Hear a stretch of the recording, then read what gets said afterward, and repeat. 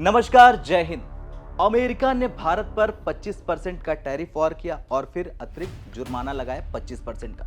लेकिन चीन ने सऊदी के तेल से मुंह मोड़ लिया और रूस से सस्ते बैरल एशिया की तरफ दौड़ पड़े हैं, बिल्कुल वैसे ही जैसे भारत में तेल आ रहा था रूस का।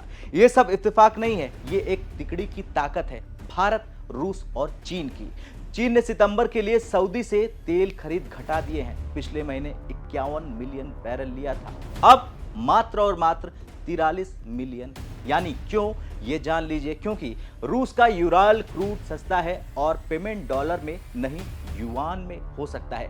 भारत भी यही कर रहा। 35% तेल अब रूस से आता है, जबकि 5 साल पहले सिर्फ 1.7% था। यानी अब चीन भी भारत की राह पर चल पड़ा है और बिल्कुल वही कर रहा जो भारत कर रहा है। लेकिन ट्रंप ने टैरिफ बढ़ाकर यह साफ संदेश दिया कि रूस से तेल लो तो हम तुम्हारे एक्सपोर्ट को दबा देंगे। हालांकि भारत के साथ ऐसा नहीं होने वाला है और ये ट्रंप को समझ लेना चाहिए। भारत अमेरिका का 87 अरब डॉलर का व्यापार अब दबाव में आ गया है, ये सच्चाई है। लेकिन भारत ने कहा है कि ऊर्जा सुरक्षा हमारी शर्तों पर होगी और अब चीन भी यही कर रहा है, बिल्कुल भारत की राह पर चल रहा है।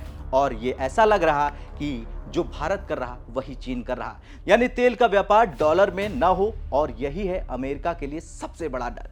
भारत रूस रुपए रूबल में और चीन रूस युआन में व्यापार कर रहे हैं और ब्रिक्स देश एक नया पेमेंट सिस्टम लाने जा रहा है, जिसका खुलासा हम जल्द ही करेंगे। जब पेट्रो डॉलर सिस्टम टूटेगा तो वॉशिंगटन की सबसे बड़ी ताकत ढह जाएगी ताश के पत्तों जैसे, और फिर ट्रंप को समझ में आएगा कि कैसे निभाते हैं रिश्ता। भारत और चीन दोनों कह चुके हैं रूस से तेल लेना वैध है। अमेरिका भारत को टारगेट करता है लेकिन चीन पर चुप रहता है, यानी कि डबल स्टैंडर्ड बेनकाब हो चुका है। रूस ने पश्चिम को चकमा देकर एशिया में अपना नया बाजार पक्का कर लिया है।